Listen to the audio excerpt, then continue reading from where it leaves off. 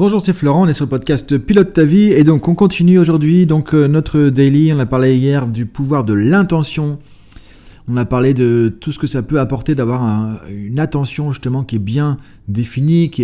Et autre chose d'ailleurs que j'ai pas dit hier, c'est que quand tu prends plus conscience de tes intentions, de ce qui est vraiment important pour toi, parce que du coup ça va t'amener sur tes valeurs, t'amener sur ce qui compte vraiment pour toi, et que tu mets plus de sens dans tes actions. Tu fais ça avec un objectif, avec deux objectifs, avec ton boulot, avec les choix que tu fais dans ta vie personnelle, avec des activités, etc. Tu te rends compte que, tout simplement, tu commences à ce qu'on appelle faire une vie intentionnelle.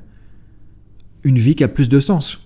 Parce que tu sais pourquoi tu fais les choses. Tu sais ce qui est important pour toi derrière. Tu sais quelle est la finalité derrière ce que tu fais. Que ce soit pour toi, que ce soit pour les personnes qui t'entourent dans ta vie aussi. Donc tu vas avoir une vie qui va avoir beaucoup plus de sens.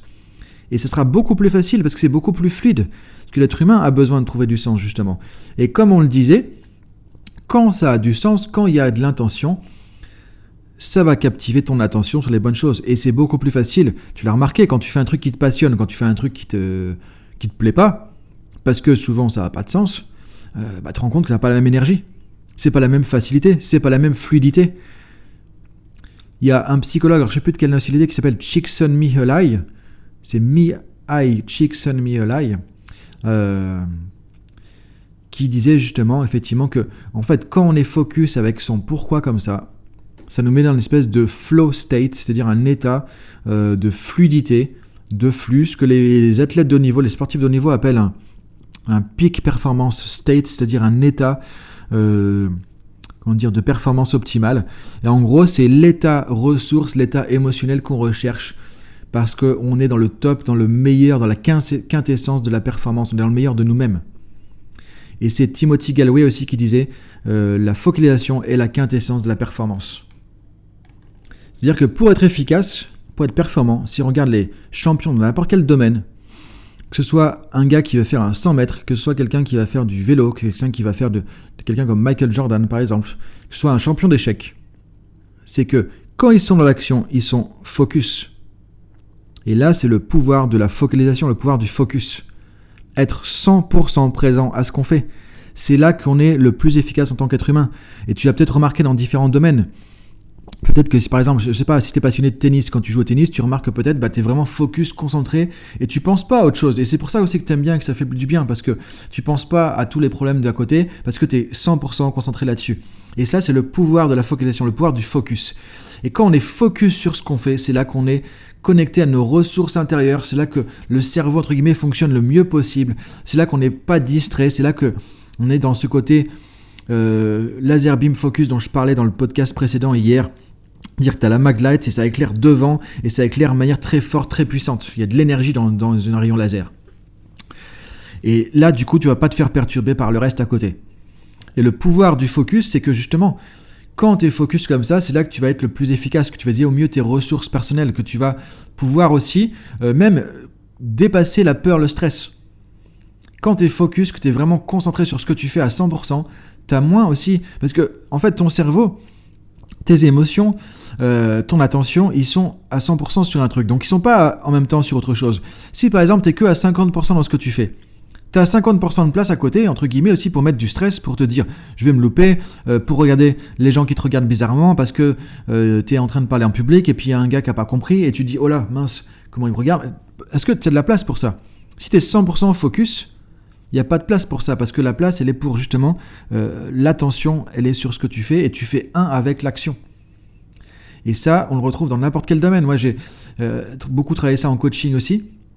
Pour moi déjà, et j'ai accompagné beaucoup de personnes aussi par rapport à ça en coaching pour développer ce pouvoir du focus, de l'attention ou de la concentration. Et c'est une ressource qui est vraiment hyper puissante. Et ce qu'a remarqué justement, dont j'en parlais au début, Csikszentmihalyi, comme psychologue, qui a travaillé sur la psychologie du bonheur, c'est que quand l'être humain est dans cette espèce de focalisation, de focus de 100% ici présent, c'est là qu'il se sent le plus heureux aussi. C'est là qu'on se sent le plus épanoui. Et au-delà de la performance, au-delà du coaching, si tu regardes au niveau de la spiritualité, quand on parle d'être 100% présent, le pouvoir de l'instant présent, quand tu regardes la méditation, quand tu regardes tout ça, en fait, tu vois que c'est la même chose, c'est le même type d'état en fait. Presque un état modifié de conscience, où on est vraiment concentré sur un truc, on est absorbé par sa tâche. C'est le truc qui se passe quand parfois, tu es dans ton canapé, tu lis un bouquin, On t'appelle et tu mets 2 secondes à ressortir, quoi. Tu dis, ah tiens, tu m'as dit quelque chose ? Parce que tu étais complètement plongé dedans. Ça, c'est le pouvoir du focus. Et du coup, comment tu peux diriger ça plus facilement dans ta vie parce que parfois on se dit, oui, j'aimerais être focus, mais je me mets sur mon ordi, je me mets sur mon truc et hop, ça y est, je vois qu'il y a un mail qui arrive, je suis parti là, je regarde le collègue à côté et ça y est, j'ai perdu 20 minutes, quoi. Ok, donc après, ça peut se travailler avec des techniques vraiment un peu comme disons des techniques de coaching ou de techniques de PNL qui vont t'amener à connecter cet état, à le reconnecter, le retrouver en toi en fait, et arriver à l'ancrer, c'est-à-dire l'installer pour que tu puisses le déclencher sur commande quand on a besoin. Ça, c'est un travail qui va se faire plutôt en termes de PNL. Maintenant, ce que tu peux faire plus facilement, c'est aussi déjà faire des tâches plus dans ta vie perso ou autre qui demandent de la concentration. C'est-à-dire des trucs qui te plaisent et qui demandent de la concentration. Imaginons par exemple, je sais pas, tu aimes bien jouer aux échecs, joue un peu plus aux échecs. Et le fait de jouer aux échecs où tu dois être concentré, focus sur ça, ça va t'aider à développer cette capacité d'être focus, d'être concentré. Et quand tu vas venir à ton boulot, un truc qui n'a rien à voir, c'est pas grave. Tu auras besoin de te concentrer et tu le feras plus facilement parce que tu as appris à le faire dans un autre domaine. C'est comme ça que ça fonctionne aussi. Ce que tu peux faire encore sinon, au lieu d'une activité, c'est si tu fais par exemple la méditation, des choses comme ça. Méditation de pleine conscience. Ou ça peut être réciter des mantras, ça peut être en fonction de ce que tu vas faire, ou du yoga, ou du tai chi, des trucs comme ça. Quand tu fais ça, tu cherches à être 100% ici, maintenant, dans l'instant présent. Et quand tu fais ça, tu habitues ton cerveau, tu habitues ton fonctionnement interne à pouvoir être 100% présent dans quelque chose et être donc absorbé, être concentré. Et ce que tu vas voir, moi je l'ai vécu personnellement et j'ai accompagné des gens pour le faire aussi. C'est que du coup, quand tu fais une tâche plus professionnelle, plus dans un autre domaine, ou même quand tu conduis, tu fais des longs trajets, tu vas voir que tu es beaucoup plus concentré, focus, absorbé, parce que quelque part, tu as entraîné ton cerveau à faire ça dans d'autres domaines. Donc voilà des pistes pour pouvoir faire ça. Et du coup, ça va t'aider à développer le pouvoir du focus, qui va t'aider du coup à être beaucoup plus efficace. Et on le rappelle, l'énergie c'est cool, là où va notre attention. Donc quand tu mets ton attention et que tu la gardes, c'est ça le focus, c'est la garder dans la bonne direction, tu vas être beaucoup, beaucoup plus efficace. Et tu l'as vu, quand tu es concentré, quand tu es focus sur un truc, tu fais moins de fautes. Tu fais moins d'erreurs, tu te reprends moins, tu te laisses moins disperser. Et donc, c'est vraiment bénéfique et efficace. Maintenant, autre chose, justement, en lien avec ce qu'on a vu hier, qui va t'aider à développer ce pouvoir du focus, c'est l'intention, justement. Comme on le disait hier, quand tu as une intention forte, quand tu sais vraiment le pourquoi tu veux atteindre cet objectif, pourquoi tu fais cette action, pourquoi tu fais cette tâche. Donc, quand tu as du sens derrière tes actions, tu vas naturellement mettre le gouvernail, sortir le rayon laser et tu vas le pointer sur ce que tu fais. Donc le truc le plus simple, le plus naturel à faire, à mettre en place pour développer ton focus, c'est justement d'être connecté à tes intentions. D'aller chercher les intentions, le sens derrière une action, une activité, une tâche, un boulot, etc. Et là, tu vas voir que ça va te concentrer beaucoup plus facilement. Et là, tu vas être beaucoup plus efficace. Et ce que disait Timothy Gallwey, en fait, c'est un des premiers coachs, des premières personnes à faire du coaching mental. En fait, il avait écrit un bouquin qui s'appelle The Inner Game of Tennis. Donc le jeu intérieur du tennis, donc en gros la préparation mentale du tennis. Et ce qu'il montrait, c'est que justement quand on est focus, c'est là qu'on va être plus efficace. C'est-à-dire l'ingrédient clé phare de la performance, c'est pas que la compétence, c'est pas que la connaissance. Parce que tu peux être bon, tu peux savoir ce qu'il faut faire, tu peux savoir le faire, mais si tu es distrait, si tu es perturbé par les événements extérieurs, si tu es perturbé parce qu'il y a un truc qui se passe pas comme prévu, que tu n'arrives pas à garder ton concentration, ton focus, ça marche pas. Alors que celui qui est peut-être moins efficace techniquement, moins bon techniquement, mais qui est concentré, qui ne se laisse pas perdre sa concentration par ce qui se passe, qui ne se laisse pas perturber, qui garde le focus, il va être beaucoup plus efficace. Et c'est ça justement qu'a remarqué Gallwey et qui a mis dans son coaching mental justement quand il accompagnait des personnes par rapport à ça. Et aujourd'hui, c'est ce qui est très très très utilisé dans le coaching par exemple des athlètes de haut niveau. Et tu le vois, si tu regardes les matchs, que ce soit peu importe le domaine, c'est quand on commence à être moins concentré, qu'on perd sa concentration, que là le sportif, ça y est, c'est foutu quoi. Et l'autre qui est en face, il n'est pas forcément meilleur techniquement, mais il n'a pas perdu le fil, il n'a pas perdu son sang-froid, il n'a pas perdu son focus. Donc s'il y a un truc que tu peux développer aussi dans ta vie qui va vraiment t'aider, c'est ce pouvoir du focus, de la focalisation, être concentré, faire une chose et être 100% avec ce qu'on fait.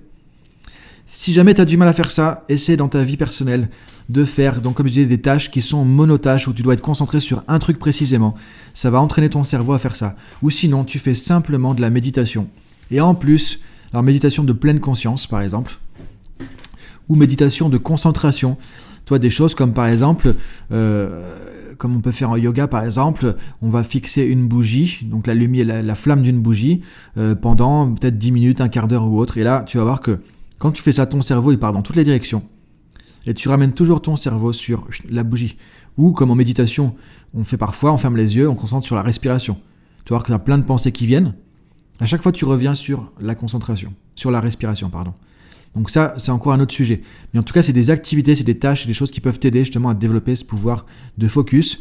Et si, en tous les cas, ce qu'on disait dans le podcast hier, ce que disait David Plotkin, ceux qui réussissent sont ceux qui savent ce qu'ils veulent. Si déjà tu as un objectif précis, ça crée du focus. Si en plus tu sais pourquoi tu le veux, qu'ils savent pourquoi ils le veulent, justement, la citation de Plotkin, à ce moment-là qu'il y a de l'intention, tu vas encore plus renforcer ton focus. Si en plus tu t'entraînes à côté, à te concentrer sur ce que tu fais. Parce que le problème d'aujourd'hui, c'est qu'on est dans une société multitâche. On est sur l'ordi, on a la télé en même temps, on a le téléphone à côté, et c'est horrible pour les gamins. C'est ça aussi, c'est pour les problèmes d'attention des enfants. C'est que déjà, ils ne trouvent pas forcément de sens dans certaines choses. Donc du coup, ça ne crée pas un focus naturellement. Alors que regarde, quand ton enfant il est en train de faire un truc qui lui plaît, qui le passionne, il est focus à 100%, donc c'est pas qu'il peut pas le faire, c'est juste qu'il est dans le contexte où on lui demande d'être focus, il n'y a pas assez d'intention, et en même temps il n'y a peut-être pas assez d'entraînement non plus pour ça. Et donc entraîne ton focus avec des activités simples comme que j'ai mentionné tout à l'heure. Essaie de trouver vraiment un pourquoi derrière tes objectifs. Trouver vraiment l'intention qui est derrière. Et si tu fais ça de plus en plus dans ta vie personnelle, professionnelle, tu vas voir que ça va se créer plus facilement, et quand tu auras ce pouvoir du focus, tu vas être beaucoup plus efficace. C'est le premier levier de performance. C'est pas de rajouter des connaissances, c'est pas de rajouter des compétences, c'est déjà d'utiliser pleinement 100% de ton potentiel. Et 100% de ton potentiel, tu es connecté à ça, tu es connecté à tout ça, quand tu es 100% focus, 100% présent dans ce que tu fais à l'instant T. Donc voilà pour aujourd'hui, je te dis à demain pour la suite. Si tu veux la fiche PDF pour tout ça, sur dailypilotetavie.com. Salut!